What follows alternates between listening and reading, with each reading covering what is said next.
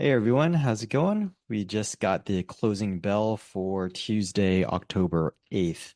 And you can see we got a little bit of action today. We are almost completely bullish today throughout the entire day. We got a little bit of a clue from the CPC. So yesterday, if you were in my Telegram channel, I called out after I did the aftermarket analysis, we saw that this CPC number had been revised down to 0.69, which was pretty low. We don't see that low of a number very often. And so that was a clue that we were going to bounce this morning.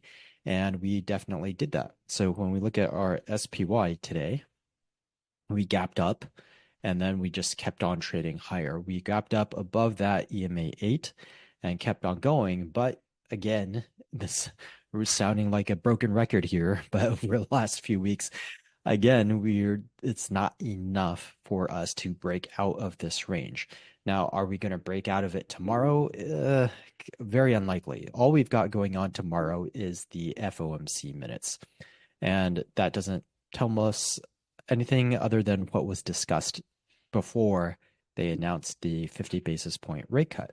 We already know the result of that discussion, and there's no wonder because they did cut, they actually took action, and they actually took a really big action. There's not going to be too much that we can discover from those minutes.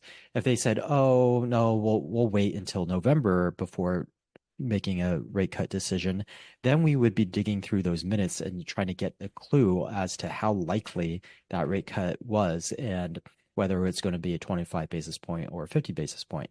But because they already took action and because it was such a big action, there's really not that much mystery to unfold from the FOMC minutes. So is this going to be a significant market moving event? The chances are slim. So most likely we're just going to continue to chop sideways. That means that even if we start moving higher, chances are there's going to be a lower downward force pushing us back down. So I wouldn't get too excited about this movement today. We're really just bouncing up on those all-time highs for this, like we have been over the last several weeks. So is there anything really to look at? We've already looked at it and the picture just hasn't changed. Let's look at the VIX. The VIX has come down, but we're still quite elevated, 2148. Again, this VIX will now start to encompass the elections because 1 month, this is the 1 month volatility based on the options pricing. So a month from now, that is November 8th, that is 3 days past the election. So by then, we'll have already known who the next president is going to be, and the volatility that associated with that, the uncertainty associated with that goes away. Once that goes away, then the market is a lot more free than it is right now to start running in one direction or another. So it's unlikely that we're going to continue to keep on chopping past that election. And so we see this volatility elevated. We haven't seen a spike like this. We just see it elevated like this. And so far, until we get above maybe 25, we're not going to get too excited. You see, this one never made it up to 25. This one never made it up to 25. These never made it up to 25. So this was a more extended elevated region. This was a more extended elevated region. And this was definitely a huge spike that was COVID and many spikes in between then. So 25 is going to be where we're going to be, where we're going to set our benchmark for, hey, something's different, something is off. Something is off enough that we might actually break out of this range and start heading lower. For now, we don't have that.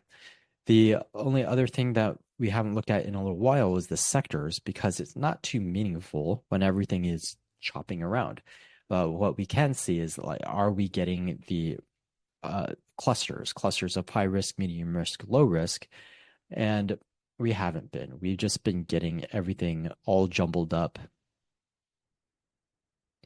So when we look at our sectors, you see that that's a defensive, and then speculative. then we've got speculative, then we've got middle, then we've got speculative, then we got defensive.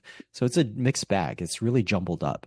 And that's reflective of the consolidation that we're having.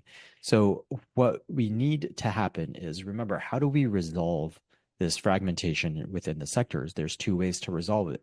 Either we chop sideways for an extended period of time and then it resolves itself, and then we get a nice stack. Either we have all of the higher risk ones on top, then the medium, then the low, or we have all the low risk ones on top, then the medium, then the high. If it's the second option, then most likely we're heading down. And if it's the first option, then we're most likely we're heading up. Right now, everything's jumbled up. Everything's still chopping sideways. And so we've got no clue. We just have to see how the sectors ultimately finish shuffling themselves. The other way for us to get the correction is a pullback. So we start pulling back to that MA50, and then the sectors realign themselves, and then we can either bounce off of the MA50 or a similar type of region, or we could break through it and move downwards. So far, we're still jumbled up. We're still in this jumbled mess. And so we're going to just expect that this is going to continue to chop sideways. So there's just not that much to look at or to get excited about, because anything that we choose to the long side needs to be able to stand on its own legs. It's not going to have the help of the S&P 500 pushing it upwards. It's like you're in a boat and all you've got is a set of rowing paddles and you have to row that boat. You're not going to get any help from the current. You're not going to get any help from the wind and sails. You just have to row the boat. Whereas if everything was moving well and the S&P was directional, then you could potentially say, hey, I don't even have to row this boat. The current will take me, the wind will take me. But of course, if I'm rowing the boat as well, I'll go even faster. So in this particular environment, we really do need the outstanding stocks, the ones that can really move on their own, either to the upside or to the downside. So a couple of names that I've been looking at: Nike, I like that to the downside. It started to break down over here today, which is very flat, neutral, but this looks like that it could move to the downside. It has not been trading sideways over the last 3 weeks. It's been very directional, and the latest direction is a gap down and move downwards after earnings. So this looks like that it could really start to move. And then let's see if some obvious examples are of, what am I say? GNRC comes to mind, but that's only a single day event, GNRC. So we have to be very careful about things like this that are news driven, because once the news goes away, we fall on our faces. So GNRC just got a little bit of a boost because of a hurricane, and then we got the pullback today. This is what I was expecting in FXI when I mentioned it, or when I talked about it last week in Roger Scott's VIP room. So when we look at FXI, yeah, the Chinese came back yesterday. It's still bumped up a little bit, but what happened today? Sell off, profit taking. So we came way back down, and it could sell off even more, because all of these people who just a couple of weeks ago, they're looking at their stocks over there. That's still a 30, what is this? 26. That's still a 33% gain right here. So if you didn't catch the top over here, which was what is this? 38, 28, 10 out of 28. So almost like a 45-ish% gain. At least you still have 30 here. So there could be still profit taking over here, and this could start coming down pretty hard. So these are not the type that we're looking for. Nike is much more the type that we're looking for. Another one, let me see if I can remember what I was looking at. AMD, you see that? Nice and directional over the last 3 weeks. This isn't the best example, but is a example, and I wouldn't necessarily want to be in tech at the moment. So let me see if Sprouts Farmer Market. There we go. There's a nice, beautiful uptrending stock that is just chugging along, moving on its own. It is definitely directional, and it's not high flying. It's not going super fast, but it is definitely rowing its own boat. It's not relying on the S&P 500 to push it upwards. It's traveling even though the S&P 500 has just been chopping sideways. Another example of that is T-Mobile. Yeah, very similar. So over the past 3 weeks, ever since the rate cut announcement, there is right here. That's the day after 19th when the S&P 500 gapped up and then just started trading sideways. T-Mobile has just been very, very reliably and steadily moving upwards. So these are the type of stocks that we want to focus on while the S&P is chopping sideways. And it really does look like the S&P is going to chop sideways for probably another 3-4 weeks until we get to the election. So we just want to make sure that we're allocating our money to the right places, to stocks that are really traveling on their own power rather than relying on the S&P 500. Okay, so yesterday we also took a look at some iron condors. So let's take a quick look at those and then we'll be on our way. So option, let's see, I did 2 on SPY. You can see that they look like they're down a little bit because we've got a little bit of direction. So, but you can see as long as we stay in this region right here, this is going to make some money. This is which one is this? This is the wider one. This is the 1-to-1 reward risk ratio one. So 560 to 580 is when we can expect the maximum profit. And then we have a little bit of room where we'll still make profit, but it'll just be less and less until we hit a break even over here. Okay? And then the other one is a tighter range.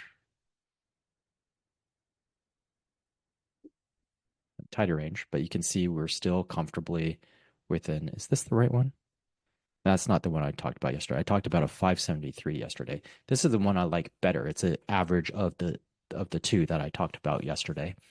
So I like this one a lot too. It's almost a 2-to-1 reward risk ratio. And if I was going to pick one of these, only one of these, I would do this one. I did one contract of all 3 of these just so I'd have them as live examples. So the more aggressive one, the tighter range one, was this one. Nope, I did the wrong one again. This one. And so this one, you can see that today, since the S&P 500 traded up to 573, we're right at that edge where we're just a tiny bit beyond where we could make that maximum value. But you can see that we still have plenty of cushion. And we are not expecting that, or we're saying that's pretty unlikely that we could break out of that 575 region before the election cycle. And if you don't believe in that, well, then you still have tomorrow. Do you believe that it's going to be difficult for us to break out of 575 before we have the PPI and CPI data? If so, we have tomorrow for time decay. So tomorrow, Tuesday, okay, and then we have. So even if we stayed right at 573 tomorrow, this thing would be about break even. And then if we believe that we're going to stay in this range, maybe we start reverting towards the middle, then you could get out of this at a small profit and just say, okay, well, maybe that was too tight of a range for me personally, and then go to the wider range one. For me, though, I like these high reward to risk ratio ones. I like risking a little bit of money to make a lot of money. And I like the range that we've defined for going into the election cycle. So maybe a little bit, as I said, I did like that average one a little bit better, give us a little bit more leeway to the upside here. But this one, for me, I'd be comfortable holding this to the end, losing $115 if I happen to be wrong, or collecting 385 if we do stay within this range. There are ways for us to make money still in sideways trading markets if you know how to structure your options correctly, or if you know how to choose the right stocks very carefully. So either learn your structures or learn your individual stocks, relative strength, all of the things that are going to help you pick the best stocks or the worst performing stocks in a particular time period. So we're just gonna wait and see. Tomorrow, still unlikely to react to those FOMC minutes. And then we've got CPI Thursday, PPI Friday. But again, no, none of the other reports moved this market. I'm not really expecting any of these reports to do it either. So that's it for today. Have a wonderful rest of your day, and I will see you guys tomorrow.